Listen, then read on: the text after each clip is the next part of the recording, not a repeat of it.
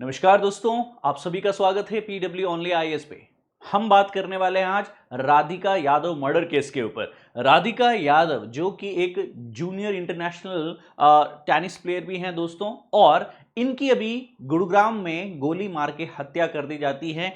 इन्हीं के पिता के द्वारा 5 राउंड्स फायर किए जाते हैं इनकी पीठ पे और इन्हें मारा जाता है। मामला ऑनर किलिंग का बताया जा रहा है। ऑनर किलिंग जैसे विषय के ऊपर पहले भी इंडियन सोसाइटी के अंतर्गत लैंगिक समानताओं को और वुमेन जो महिला अधिकारिता और कहीं न कहीं राइट ऑफ एजेंसी है ना, आर्टिकल 21 में कई सारे क्वेश्चंस हमारे सिलेबस में पहले भी बने हैं। तो आज हम जिस मुद्दे पे बात करेंगे, राधिका यादव हत्याकांड, हमारे पूरे देश में इसकी बात हो रही है, हर यूट्यूब चैनल पे इसकी बात हो रही है, हर न्यूज आउटलेट इस पे प्रिंट कर रहा है। बट दोस्तों, हमें अगर प्रासंगिक खबर को अपने पाठ्यक्रम की प्रासंगिकता में इसकी एनालिसिस देखनी है तो देखिए कि किस प्रकार एक बेटी का जो सपना है ना, वो पितृसत्तात्मक समाज को नहीं सुहा रहा है और उसकी क्रूर परिणति के है ना परिणाम जो है वह चढ़ जाता है और लास्ट में इस बेचारी बच्ची को 5 गोली मार दी जाती है इसके खुद के पिताजी के द्वारा, चाहे इंटरनेशनल जूनियर लेवल पे यह टेनिस प्लेयर भी रही है। सो दोस्तों, इस विषय पे हम लोग यहाँ जानकारी लेना शुरू करते हैं। यह हमारे इंडियन सोसाइटी जैसे टॉपिक से रिलेटेड है। यहाँ पे लैंगिक समानता, कानून व्यवस्था और व्यक्तिगत तो पारिवारिक मूल्यों में टकराव को लेकर के हम जीएस पेपर 4 में भी इसकी प्रासंगिकता देखते हैं। देखिए, विषय जो है वो महिला सुरक्षा का है। जैसे जैसे महिलाएं शिक्षित हो रही हैं, सबल हो रही है, आत्मनिर्भर हो रही है, त्यों त्यों दशकों रेदर कई शताब्दियों पुरानी हमारी भारतीय सामाजिक पितृसत्तात्मक व्यवस्था जो है उसे चुनौती मिल रही है। तो क्या वह इस उभरती महिला स्वतंत्रता या आत्मनिर्भरता को एक्सेप्ट कर पाएगी, रेस्पेक्ट कर पाएगी? क्या हमारे समाज में, परिवार में किसी प्रकार की आत्मनिर्भरता, चाहे वह कार्य को लेकर हो, चाहे वह विवाह को लेकर हो, चाहे अपने सामाजिक जीवन के निर्णयों को लेकर के हो, क्या यह परिवार में आज भी पितृसत्तात्मक व्यवस्था के अनुसार होता है या फिर यह एक अपराध की श्रेणी में गिना जा सकता है? जैसे कि अंतर जातीय विवाह जो है आज भी कई सामाजिक तनाव और ऑनर किलिंग का कारण बनते हैं। हम मित्रों बात कर रहे हैं राधिका यादव की। 23 मार्च को इनका जन्म होता है। वर्तमान में ये सेक्टर 57 सुशांत लोग गुरुग्राम हरियाणा में रहते हैं, जो कि काफी पॉश इलाका है ना।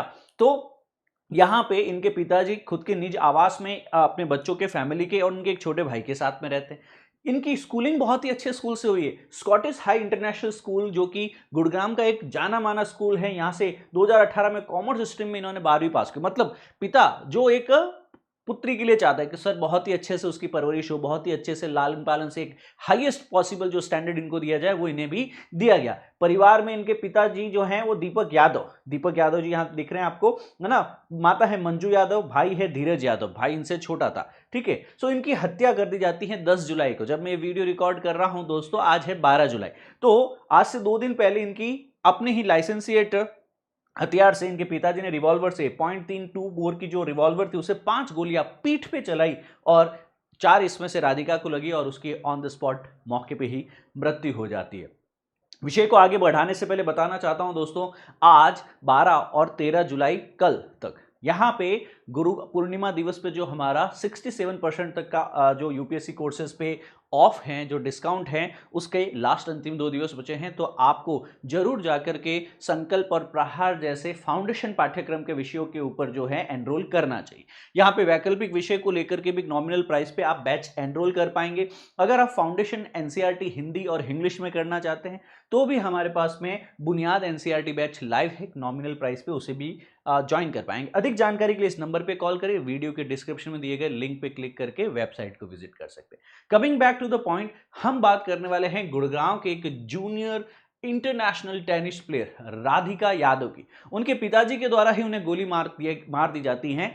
एक पिता बहुत ही भाग्यशाली माना जाता है, उसके घर में जब पुत्री का जन्म होता है, बहुत ही लालन पालन से शायद अपना पेट काट के भी वह अपने बच्चों को सबसे बेहतर संस्कार और संसाधन और शिक्षा देने की चेष्टा करता है। ऐसे में वही पिता अपनी बेटी का हत्यारा कैसे बन सकता है? उस हत्या का कारण क्या हो सकता है? कि बेटी का आत्मनिर्भर हो जाना।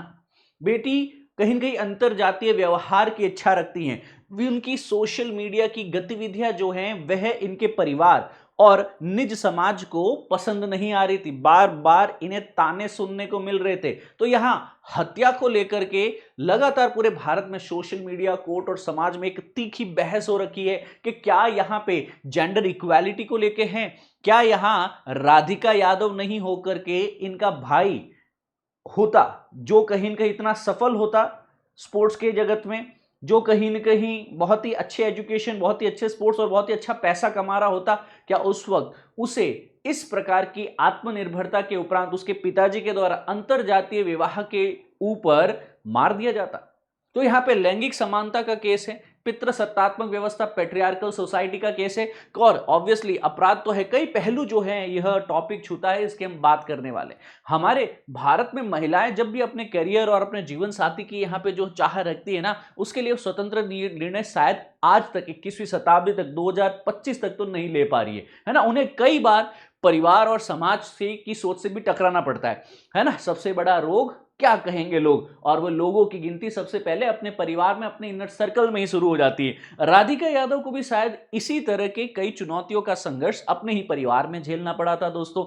यहां इस संघर्ष का चरम रूप यहां देखिए कि जैसे ही बेटी सफल होती है, जूनियर इंटरनेशनल प्लेयर बनती है with one of the top ranking, तो इनकी वर्ल्ड में एक बहुत ही अच्छी रैंकिंग है ना, महिला डबल्स में सर्वोच्च रैंकिंग है 113 एज ऑफ नवंबर 2024। अब ऐसे में यह बच्ची जो देश में और विदेश में नाम कमा चुकी हैं, हरियाणा से बिलोंग करती हैं, जहां से इंडिया के सबसे बेहतरीन पदक पहुंच रहे हैं, परंतु हरियाणा में जेंडर रेशियो भी स्क्विड है। हरियाणा में देखा जाए तो यहाँ पे बेटी बचाओ बेटी पढ़ाओ का जो कैंपेन है, अभियान है, वो भी मोदी जी ने वहीं से शुरू किया था। रीजन एक तो जेंडर रेशियो कम है, दूसरा पितृसत्तात्मक व्यवस्था है, चौथा कंगारू कोर्ट्स यहाँ पे देखने को मिलती है, यानी जिसको खाप पंचायत कहा जाता है। बच्चियां फोन नहीं चला सकती, सोशल मीडिया नहीं चला सकती, जींस पैंट नहीं पहन सकती, कॉलेज पढ़ने नहीं जा सकती, रात अंधेरे बाद में घर से नहीं निकल सकती। ऐसे कई सारे जाने अनजाने बैरियर्स के अंतर्गत जो शायद हमें नग्न आंखों से ना देखने को मिले,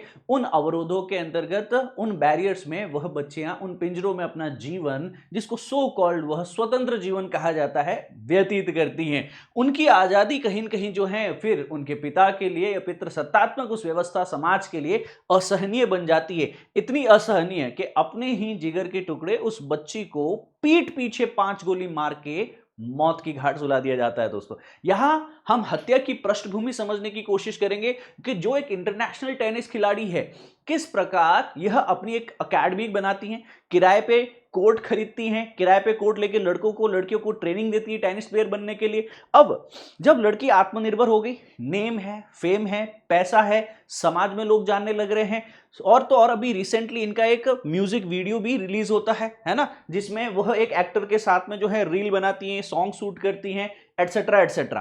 पैसा आने लगता है घर में, नाम आने लगता है, पर नाम और पैसा, कहा जाता है कि जो है नाम वाला वही तो बदनाम है। तो ऐसे गुड़गांव में कई यादव नाम के बच्चियां, राधिका बच्चियां रह रही होगी, पर राधिका यादव जो इंटरनेशनल टेनिस प्लेयर हो, राधिका यादव जिसकी खुद की टेनिस अकेडमी चल रही हो, राधिका यादव जिसने नेम और फेम सॉन्ग और म्यूजिक वीडियो के जगत में सोशल मीडिया पे भी कमाया है, अब इसके द्वारा जो प्राप्त होने वाला पैसा है, ख्याति है, वो कहीं न कहीं पिता को और उसके समाज की पितृसत्तात्मक सोच को चुभने लगता है। पिता तो कह रहे हैं उनके क्लेम के अनुसार कि 1 करोड़ से ज्यादा खर्च करके मैंने ये कोर्ट बनाया, पर जब पुलिस ने रिमांड ली, पता चला कि नहीं सर, ये कोर्ट तो किराए पे राधिका खुद चला रही थी और लोगों को, बच्चों को ट्रेन कर रही थी। कुल मिला के उन्होंने बच्ची को, अपनी बेटी को नियंत्रित करने का भरसक कोशिश की, पर वो उसमें नाकाम रहे।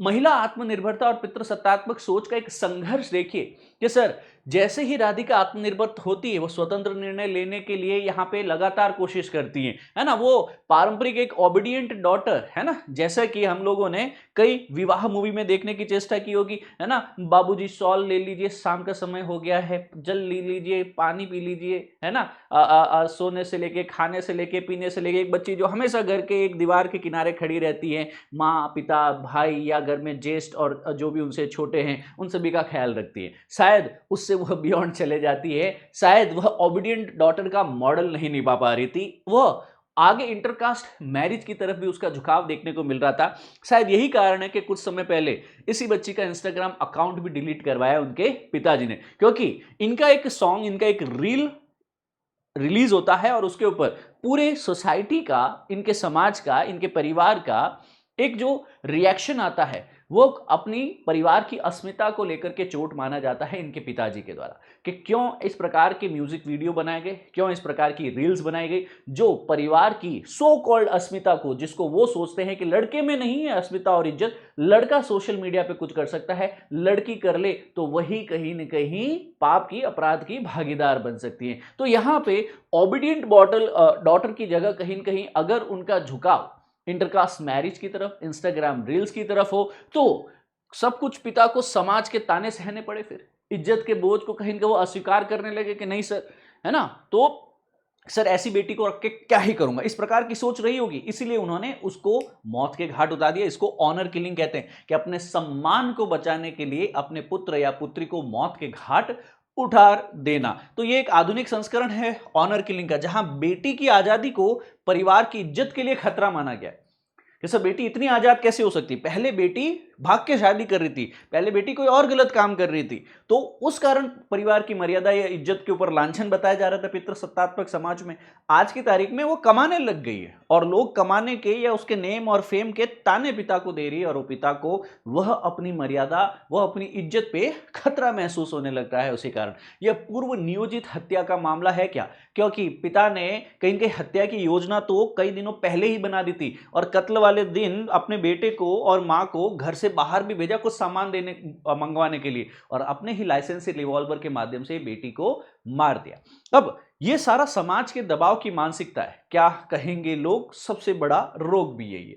आरोपी कहता है कि मेरी बेटी मेरी इज्जत थी लेकिन समाज की बातें जहर बन चुकी थी और बेटी का इस प्रकार यहां पे सोशल मीडिया पे इंडिपेंडेंस दिखाना, लव मैरिज की तरफ इंक्लिनेशन, इंटरकास्ट की तरफ इंक्लिनेशन रखना, है ना, अपनी इंडिपेंडेंस, अपनी आत्मनिर्भरता, अपनी स्वतंत्रता को लेकर के पिता की बातों को न सुनना, समाज में जो उसके खिलाफ कमेंटबाजी की जा रही है, इन सब चीजों को लेकर के पिता कह रहा है ये मेरे लिए जहर बन चुका था। यह कथन समाज के पितृसत्तात्मक दबाव और पुरुष की सामाजिक छवि को उसके बोझ के रूप में दर्शाता है कि यहां पे यह बात कई बार हत्या तक भी चली जा सकती है और आपने देखा कि यह हत्या हुई भी है। तो महिलाओं की सुरक्षा और कानून व्यवस्था की अगर दोस्तों यहां पे बातचीत की जाए तो घरेलू हिंसा, डोमेस्टिक वायलेंस और कई बार विचारों का जो संघर्ष इतना गहरा जाता है कि जान से उसको कहीं न कहीं कीमत चुकानी पड़ती है। भारत में यहां पे जेंडर जस्टिस तंत्र के लिए गंभीर चेतावनी है कि ये जो साइलेंट वॉइस है ना,